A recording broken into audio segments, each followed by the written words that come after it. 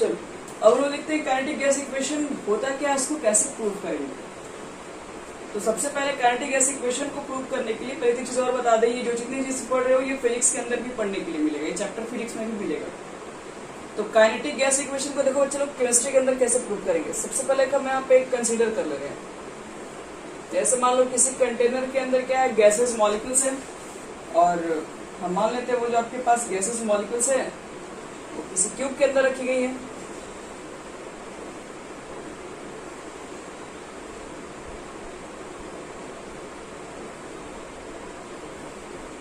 मान लो कि आपके पास क्या है, एक क्यूबिकल क्लोज्ड कंटेनर है, ठीक है, आप नाम दे सकते हैं कुछ भी, ABCD कर दो यहाँ पे, EFGH। एक मेरे पास क्यूबिकल क्लोज कंटेनर है, ठीक है, और इसके अंदर बहुत सारे गैसेस मॉलिक्यूल्स हैं। अब जो गैसेस मॉलिक्यूल्स की जो वेलोसिटी है उसको अगर हम लोग V मान ले रहे हैं, ठीक है, तो मान लो कि अगर वो गैसेस मॉलिक्यूल्स, बहुत सारी गैसेस मॉलिक्यूल है बच्चे लोग, फिक्स नहीं है उसकी वेलोसिटी क्या होती है। जब वो मान लो कि ये इसको मान लेते हैं एक्स एक्सिस, ठीक है, और इसको हम लोग मान लेते हैं चलिए जेड एक्सिस, इसको मान लेते हैं वाई एक्सिस, किसी को भी मानो कोई फर्क नहीं पड़ता। मान लो कि आपकी गैसेस मॉलिक्यूल्स जब एक्स एक्सिस के अलोंग अगर मूव कर रही है तो उनकी वेलोसिटी को हम लोग मान ले रहे हैं vx। अगर वो गैसेस मॉलिक्यूल्स मान लो हम किसी एक पार्टिकुलर गैस के लिए मान रहे हैं, सारे गैसेस मॉलिक्यूल्स के लिए सेम थोड़ी ना होगी, दूसरे गैसेस मॉलिक्यूल्स के लिए क्या मान ले रहे हैं, अगर वो टोटल इसकी वेलोसिटी मान लो v है, तो अगर वो x एक्सिस के लॉन्ग मूव कर रही है तो उसको हम vx मान ले रहे हैं, y एक्सिस के लॉन्ग जो मूव कर रही है उसको हम मान ले रहे हैं vy मान ले रहे हैं, अगर वो z एक्सिस के लॉन्ग मूव कर रही है तो उस समय जो उसकी वेलोसिटी है उसको हम मान ले रहे हैं vz मान ले रहे हैं। एक गैसेस मॉलिक्यूल्स की अलग अलग डायरेक्शन की वजह से उसकी अलग अलग हमको क्या मान ली है, वेलोसिटी मान ली है। दूसरी बात, ये क्यूब है, इस क्यूब के लेंथ को मान ले रहे हैं, इस क्यूब का जो एज है उस एज को फिलहाल हम l मान लें, क्यूब के एज को मान लिए, वेलोसिटी को मान लिए। अब कुछ बात करते हैं सिर्फ इस केसेस के ऊपर बात कीजिएगा।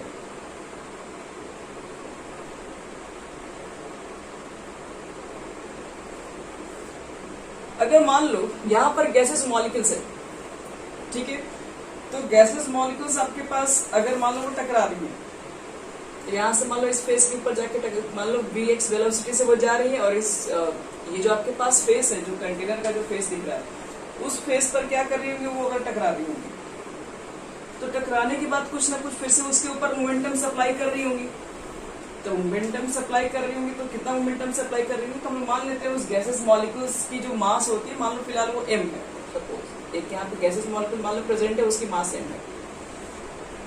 तो मास अगर m है तो मास हो गया इसका vx वेलोसिटी से चल रही है, तो इसके ऊपर अगर वो टकराएंगे तो कुछ ना कुछ उसके फेस के ऊपर मोमेंटम अप्लाई करेंगी। वो मोमेंटम कितना होगा, इनिशियल मोमेंटम अगर बात करें तो initial momentum by gas molecules along x axis, क्या बोल सकते हैं बच्चे लोग,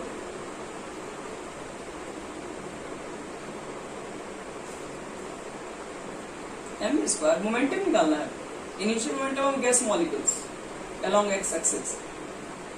हाँ मास, हाँ मास इनटू वेलोसिटी, मोमेंटम यही होता है, तो मास इनटू वेलोसिटी यानी mvx कह सकते हैं। चलिए जब ये टकराएंगी तो टकराने के बाद ये फिर से वापस आएंगे, देखो कॉलिजन के ऊपर हम बात करते हैं यहाँ पर। तो पहला कॉलिजन कब हो गया, जब एक टकराएंगी फिर वापस आएंगी, फिर दूसरा कॉलिजन को कंसिडर हम करते हैं।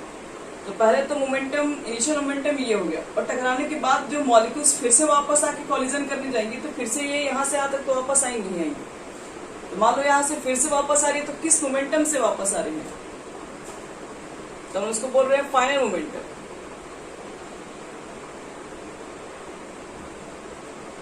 तो फाइनल मोमेंटम क्या बोलेंगे हम लोग, तो आपको तो पता है इसके अंदर किसी भी तरह का कोई चेंजिंग नहीं आता, कोई मोमेंटम में चेंज नहीं, कोई एनर्जी में चेंज नहीं होती है। क्यों, क्योंकि ये परफेक्ट इलास्टिक कॉलिजन है, यहाँ पर किसी तरह का कोई लॉस नहीं होता है। तो वापस जब आएगी तो उसी मोमेंटम के साथ आएंगी, लेकिन सिंस मोमेंटम क्या होता है, एक वेक्टर क्वांटिटी होता है, तो डायरेक्शन अगर इधर है, अगर वापस आ रही तो अपोजिट डायरेक्शन में, डायरेक्शन चेंज होने की वजह से बस ये चीजें आपको माइनस में हो जाएंगी। तो इसलिए अब लोग यहाँ पर हम लोग क्या करेंगे, मोमेंटम मालूम कर लिए कि जो आपके पास टकराने के बाद वापस आने का जो मोमेंटम है दोनों निकल गया, इनिशियल और फाइनल मोमेंटम से निकल गया। तो चेंज इन मोमेंटम कितना हुआ ये भी मालूम कर सकते हैं हम लोग। चेंज इन मोमेंटम निकालोगे तो पहले Vx था माइनस Vx हो गया, कुल कितना चेंज हुआ तो निकालो। तो हम लोग कितना बोल सकते हैं, 2mVx बोल सकते हैं। ये हो गया। इसमें से मान लो अगर हम माइनस करेंगे या कहीं से भी करो कोई फर्क नहीं पड़ता, मैग्नीट्यूड तो वैसे आपको पॉजिटिव ही लिखना है इसका। mvx में से माइनस mvx करोगे तो 2mvx हो जाएगा। ये निकला हमारा क्या है, चेंज इन मोमेंटम्स निकल गया। अब मुझे ये भी मालूम करना है कितना फोर्स इसके ऊपर अप्लाई किया गया, वो हम आगे बताते हैं। पहले हम लोग क्या करते हैं, एक टाइम निकाल लेते हैं कि सेकेंड कॉलिजन के लिए आपके पास होने से पहले कुल कितने टाइम्स लगे होंगे मॉलिक्यूल के पास। यानी ऐसे बोल सकते हो, time taken between two successive collision.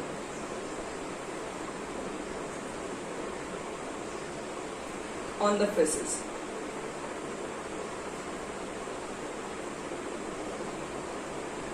दूसरा कॉलिजन होने से पहले बच्चे लोग कितना टाइम लगेगा वो मुझे मालूम करना है। तो टाइम इज इक्वल टू क्या होता है, speed is equal to distance बटे में टाइम बोलते हो। तो टाइम इज इक्वल टू क्या बोलोगे, इनटू कहां से आ जाएगा बच्चे लोग, डिस्टेंस कवर्ड बटे में हो जाएगा स्पीड। अब बताओ कि दूसरा कॉलिजन लगने से पहले मॉलिक्यूल्स ने कितना डिस्टेंस ट्रैवल किया होगा। तो पहले तो यहाँ मॉलिक्यूल्स गई हैं और फिर वापस आएंगी, तब तो दूसरा कॉलिजन हो रहा होगा। तो उसके बीच में उसको कितना डिस्टेंस को कवर करना पड़ा होगा। एक कॉलिजन में एल चलना पड़ा, दूसरे कॉलिजन के होने से पहले तो वापस तो आना ही पड़ेगा।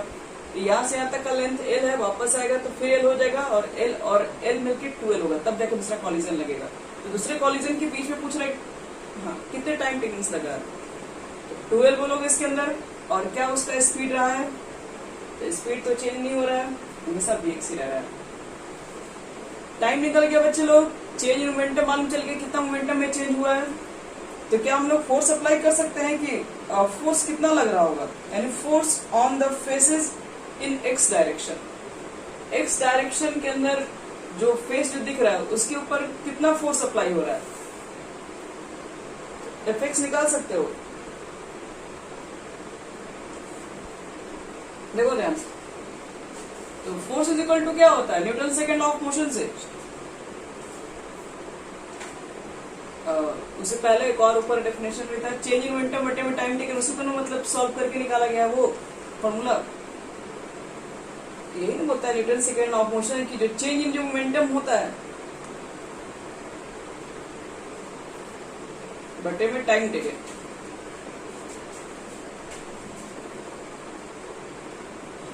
और इसी को तो आप लोग चेंज करके लाते हैं फॉर्मूला m×a की फॉर्म पे। तो अब देखो चेंज इन मोमेंटम आपके पास फाइनल कितना हो गया है, 2mvx। और टाइम कितना लग चुका है, क्या बोलोगे, 2l बटे में vx। और ये vx क्या होगा, कैंसिल तो होगा नहीं, भले 2 कैंसिल हो जाएगा यहाँ से। तो क्या लिखोगे यहाँ पे, m हो गया, vx² हो गया और बटे में l हो गया। तो ये आपके पास क्या लगेगा, ये इस फेसेस पर कितना फोर्स अप्लाई हो रहा है वो मालूम चल गया। यानी कि हम बोल सकते हैं ये जो एफएक्स निकला है वो क्या है, force on the one faces in x direction. हो गया सबका यहां तक।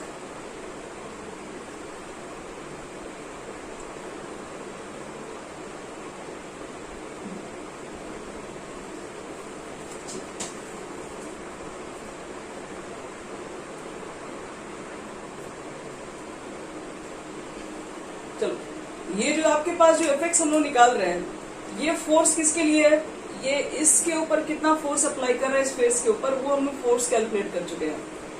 लेकिन दूसरे कॉलिजन होने से पहले ये फोर्स यहाँ पर मिलेगा, मॉलिक्यूल फिर वापस रिटर्न होगा, फिर इस फेस पर भी वो फोर्स अप्लाई कर रहा होगा। तो इस फेस पर बताओ कितना फोर्स अप्लाई होगा,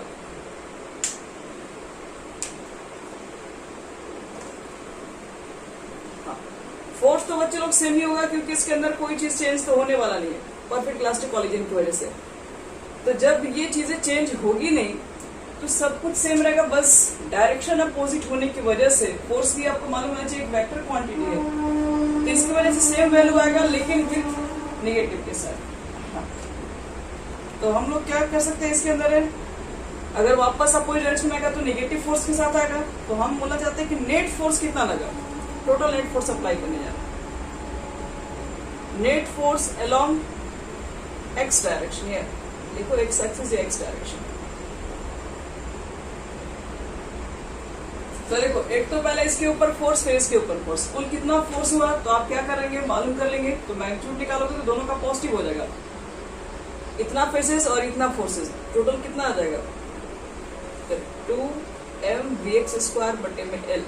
जीरो मत बोल देना बच्चे लोग कि नेट फोर्स तो हो गया जीरो, नेट फोर्स जीरो कैसे हुआ, इसके ऊपर अलग फोर्स है इसके ऊपर अलग फोर्स है, रिजल्टेंट चेक करोगे तो जीरो हो जाएगा, लेकिन टोटल निकाल के चेक करोगे तो टोटल हम लोग क्या करेंगे मालूम करेंगे कितना फोर्स के अंदर काम किया हम लोग। तो टोटल जो फोर्स जो काम करेगा जो एक्स डायरेक्शन में वो आपके पास 2mvx² बटे में L, क्योंकि यहाँ पर भी कुछ फोर्स लगा और कुछ फोर्स यहाँ पर भी लगा।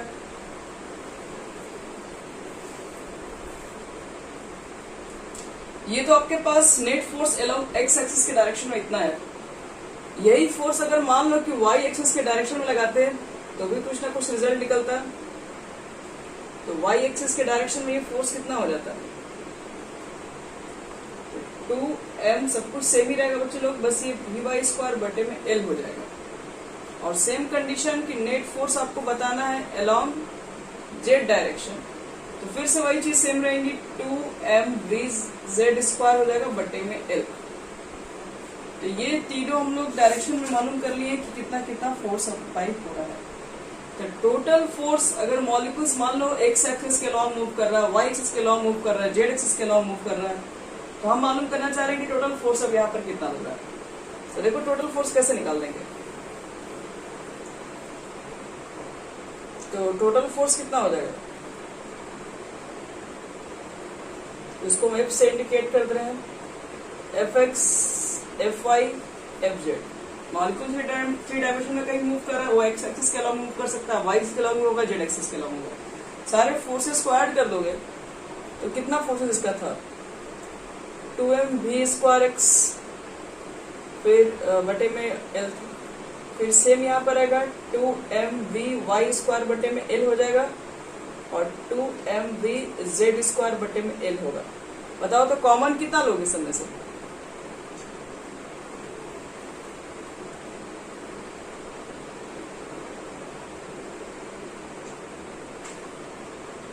कॉमन अगर देखा जाए इसमें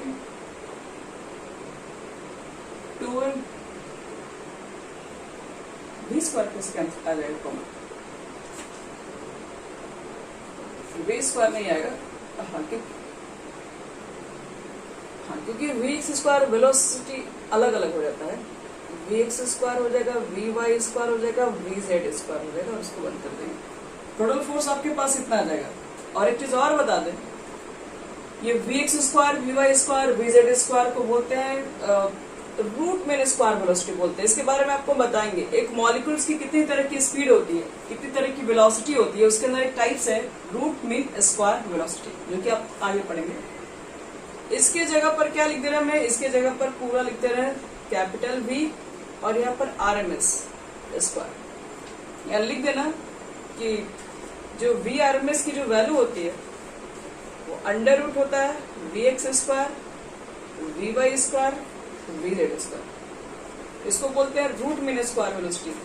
आपको जैसे कंप्लीट होगा उसके बाद ये सब टॉपिक पढ़ना है, रूट मीन स्क्वायर वेलोसिटी। तो देखो, तो हम इसके बदले में पुट कर दिए, क्योंकि इसका वैल्यू रूट के इक्वल होता है, दोनों तरफ पे स्क्वायरिंग करोगे तो फिर ये स्क्वायर के इक्वल हो जाएगा, मतलब ये चीजें इतना आ जाएंगी। तो नेट फोर्स कितना काम कर रहा है, RMS रूट मीन स्क्वायर और V का मतलब वेलोसिटी हो गया। इसमें टेंशन की जरूरत नहीं बच्चे लोग, इसको आगे हम लोग पढ़ेंगे सब समझ में आ जाएगा। अभी तो फिलहाल बस याद रख लो कि इसको बोलते हैं रूट मीन स्क्वायर वेलोसिटी। एक मॉलिक्यूल्स की बताएंगे आपको तीन तरीके की वेलोसिटी हो सकती है, रूट मीन भी होगा आपको बताएंगे, एवरेज भी होता है, ट्रू वेबल्स भी होता है। मिटा रहे हैं तो एक चीज बताओ, टोटल फोर्स हमें मालूम चल गया, तो अगर हम पूछना चाहते हैं कि यहाँ पर यानी pressure exerted by the gases molecules, force हमें मालूम कर लें कहाँ पर कितना कंटेनर पर फोर्स अप्लाई किया जा रहा है। अब हम प्रेशर मालूम करना चाह रहे हैं क्योंकि फोर्स तो निकल गया हमारा, अब निकालने जा रहे हैं प्रेशर। तो बताओ, तो हम आपसे पूछना चाह रहे हैं pressure exerted by the gases on the container, बोल सकते हो ऑल ऑफ द कंटेनर, कितना हो जाएगा? प्रेशर इज इक्वल टू क्या होता है? फोर्स की जगह पर कितना पुट कर देंगे? आरएमएस और बटे में एल लिख दोगे। एरिया बताओ कितना लिखोगे? इस फेस का एरिया कितना होगा, कौन बता देगा?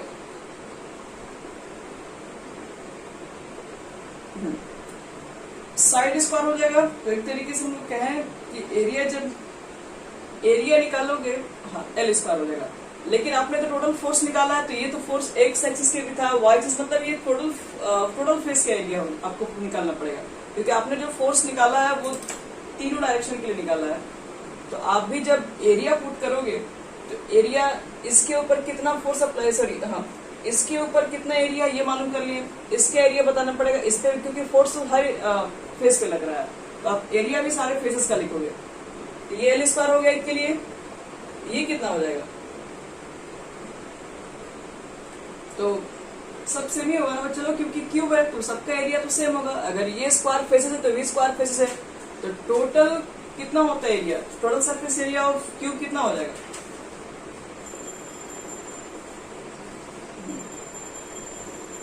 तो 6L स्क्वायर लिख देंगे हम लोग एरिया के बदले में, ध्यान रखिएगा। और इसके बाद क्या करेंगे, कुछ कैंसिल कर देंगे, और फाइनल कैंसिल करने के बाद जो रिजल्ट आएगा आपके पास वो कुछ इस तरीके से आएगा। 2 से कैंसिल जाएगा 6, कितने बार में ये 3 हो जाएगा, 1/3। m तो आपका ऊपर ही रहेगा, v RMS जो आपके पास वेलोसिटी है ये ऊपर ही रहेगी, और नीचे कितनी हो जाएगी? l यहाँ पर है और ये नीचे ही आ जाएगा l square, l into L square हो जाएगा l क्यूब। बताओ तो l क्यूब को क्या लिख सकते हैं? l क्यूब के बदले में वॉल्यूम लिखा जा सकता है क्यूब का, तो इसका मतलब इसको हम इतना लिख सकते हैं 1/3 m v RMS स्क्वायर, और बटे में यहाँ पर हो जाएगा v। ये आपके पास निकला p की वैल्यू, और pv इज इक्वल टू क्या, आप यही से देखो बन जाएगा equation 1/3 m v RMS square. आपको हर जगह RMS लिखा हुआ बुक में नहीं मिलेगा, बस नीचे वो चुपचाप लिख देगा कि v इज इक्वल टू क्या है, रूट मीन स्क्वायर वेलोसिटी है। तो ये बच्चे लोग, ये फॉर्मूला हमारा निकल गया, इसी को बोलते हैं काइनेटिक गैस इक्वेशन। ध्यान रखना, फॉर 1 मोल्स, 1 आपके पास ये जो है वो कितना है, वो सिर्फ एक मॉलिक्यूल्स के लिए।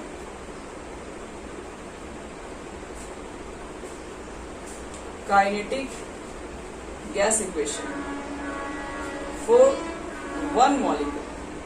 अब मान के चलें कि एक ही मॉलिक्यूल से हमारा मूव कर रहा था एक्स एक्सिस के लॉन्ग, वाई एक्सिस के लॉन्ग, जेड एक्सिस के लॉन्ग, उसी के लिए हम निकाल दिए, यानी कि pv is equal to 1/3 m v square.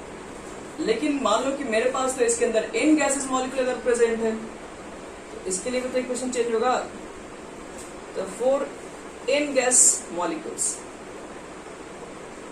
n gas molecules के लिए काइनेटिक गैस इक्वेशन क्या लिखना पड़ेगा?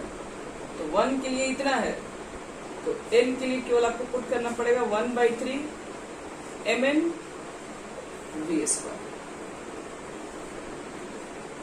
v स्क्वायर बुक में कहीं ना c स्क्वायर लिखा हो, तो c स्क्वायर से भी इंडिकेट करते हैं रूट मीन स्क्वायर वेलोसिटी को, उसकी जगह पर c पुट कर दिया जाता है, mn c स्क्वायर लिख सकते हो। आगे बताएंगे भी इसको c से ही इंडिकेट करते हैं, mn c स्क्वायर मिलेगा। ये आपके पास n मॉलिक्यूल्स प्रेजेंट होगा, तो इसके लिए लिखते हैं काइनेटिक गैस इक्वेशन। नीचे से लिख लो वेयर कौन कौन सी चीजें क्या रिप्रेजेंट कर रही है, तब इसको मिटा दे, इस फिगर का काम हमारा हो गया। यहाँ पर P क्या बता रहा होता है, वेयर प्रेशर है, इसका प्रेशर है ऑफ गैस, गैस मॉलिक्यूल्स की प्रेशर है। V जो आपके पास है वो क्या है, ये वाला V वॉल्यूम है, volume of gas. Small m क्या होता है, तो mass of one gas molecules, एक गैस मॉलिक्यूल्स का मास था वो। m के बाद फिर आपके पास n, ये जो स्मॉल n है वो क्या रिप्रेजेंट कर रहा है, नंबर ऑफ गैसेस मॉलिक्यूल्स, यानी n मॉलिक्यूल्स बोल सकते हो, कितना आपके पास गैसेस मॉलिक्यूल्स है वो रिप्रेजेंट कर रहा है, नंबर ऑफ गैसेस मॉलिक्यूल्स। और VRMS क्या है, इसको रूट मीन स्क्वायर वेलोसिटी बोलते हैं।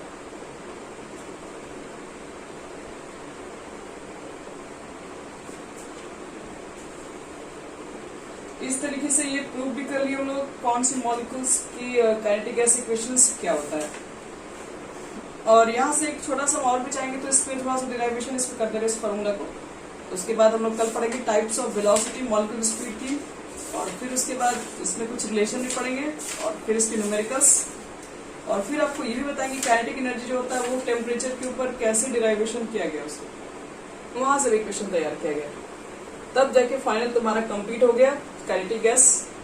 और उसके बाद हम लोग रियल गैस स्टार्ट करेंगे। पहले यहाँ देखो, इसमें अगर मान लो मेरे पास वन मॉलिक्यूल्स के लिए फॉर्मूला में लिख दिए, n मॉलिक्यूल्स प्रेजेंट है तो उसके लिए फॉर्मूला लिख दिए, लेकिन सपोज कि मेरे पास 1 मोल ऑफ गैस है।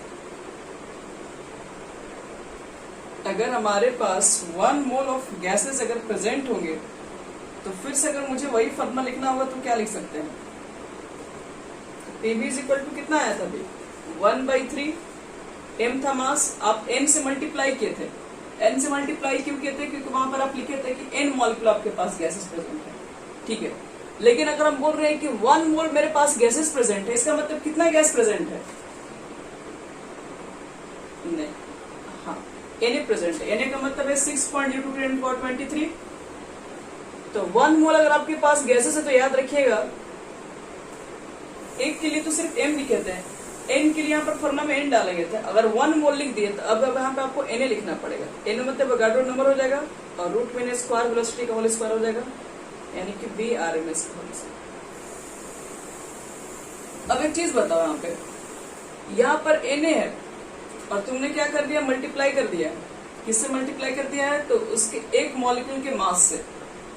तो जो निकलता है उसको क्या बोलते हैं हम लोग,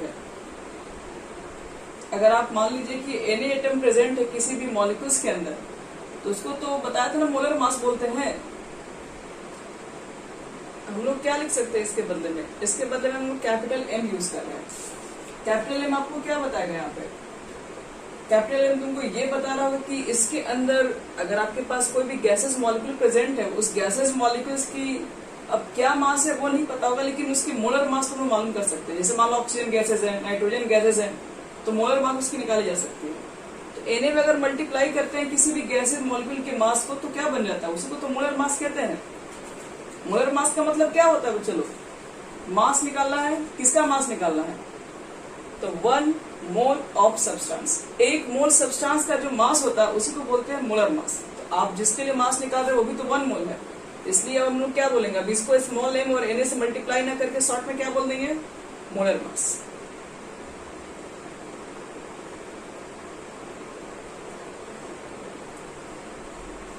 तो ये फॉर्मूला हम लोग फाइनल सिलेक्ट कर लेंगे। यहाँ पर जो आपके पास m होगा वो मोलर मास होगा, बाकी सब कुछ तो सेम ही है।